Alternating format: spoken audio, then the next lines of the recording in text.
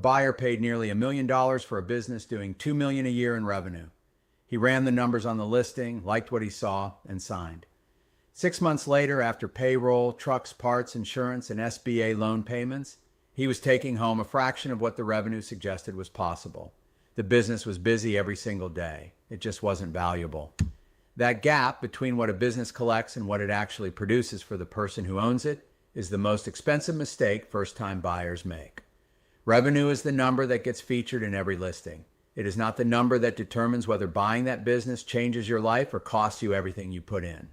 There are 5 questions revenue never answers. What's left after the bills? How hard is the owner pulling? Can it survive a bad month? Is the revenue actually worth having? And would another buyer want it? We are going to go through all 5 using a real deal structure so you can see exactly how each one plays out in practice. By the end, you will have a filter that works on any listing you look at. Welcome to Main Street Ledger. We cover small business acquisitions, SBA lending, franchise ownership, and business finance, all drawn from public sources. If this is your first time here, subscribe below. This is research and education, not financial, legal, or investment advice. Here is why this matters more than most buyers expect. When you look at a business listing, the number that dominates the page is revenue. $2 million a year, $3 million, sometimes more. And because most of us have spent our careers in environments where more revenue means more resources, more stability, more success, the brain maps that assumption directly onto a business purchase. Big revenue equals safe investment. It does not. 2 businesses with identical revenue can have completely different value. A business with $2 million in revenue and $150,000 in owner earnings is not the same asset as a business with $2 million in revenue and $400,000 in owner earnings. They can look nearly identical on a listing. The number that actually reveals what a business puts in the owner's pocket is called seller's discretionary earnings, or SDE. It captures what the business produces for a single full-time owner-operator after real operating expenses. That is the number buyers need to understand, and it is the starting point for every question that follows. Question 1. What's left after the bills? Take the HVAC company from the opening. $2,100,000 in annual revenue. On paper, that sounds like a business producing serious income. Then you work through the actual expenses. Payroll runs $1,100,000. Trucks, fuel, and maintenance, another $240,000. Parts and materials, $310,000. Marketing, $85,000. Insurance, rent, software, and admin, $210,000. When you add all of that up, you are left with roughly $155,000 in seller earnings before any debt service. That is not a bad number, but it is a very different picture than $2 million suggests. Revenue tells you how much flows in. SDE tells you how much stays. Every serious valuation conversation starts with SDE, not the top line. Question 2. How hard is the owner pulling? SDE is designed to measure what a single full-time owner-operator earns. That definition contains a warning most buyers miss. In the HVAC deal, the seller personally handled dispatching, managed the large commercial accounts, covered weekend emergency calls, and ran technician hiring. Those are not owner perks. Those are full-time jobs. The business was not producing $155,000 in passive income. It was paying the seller for doing 3 roles at once and calling the combined compensation profit.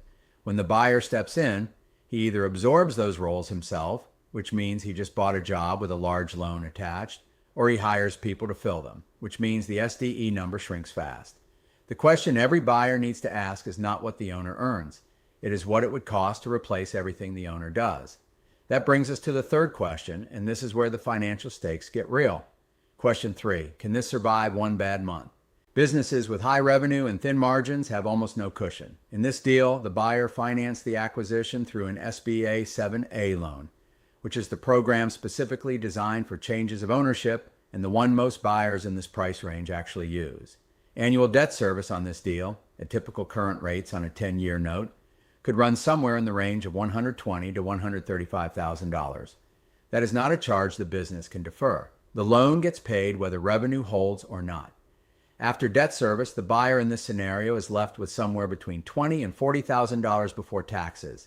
And that assumes the business performs exactly as the seller described. 1 slow quarter, 1 technician who quits, 1 truck that needs replacing, and the economics deteriorate quickly.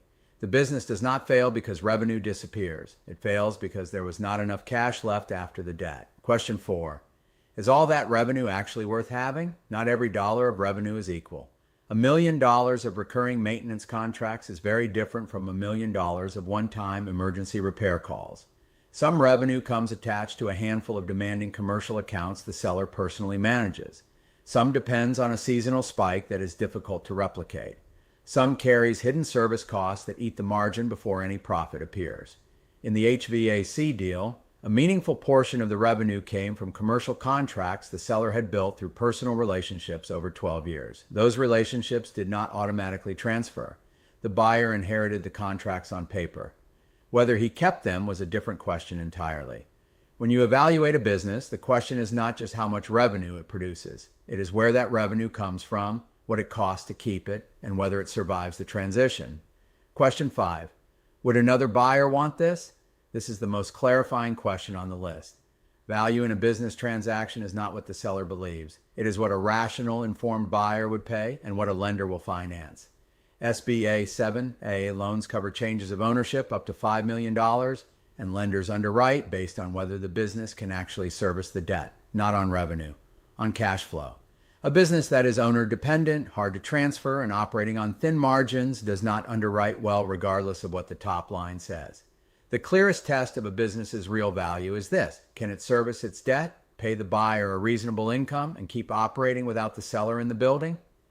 If the answer to any of those is uncertain, the purchase price needs to reflect that uncertainty. Here is what to take away from this.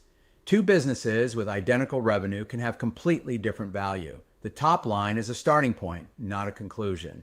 SDE, seller's discretionary earnings, is the number that reveals what the business actually produces for the owner. Start every valuation conversation there. Add-backs are judgment calls, and the seller's stated SDE and your real-world SDE are often not the same number. Know that before you rely on any figure the seller hands you.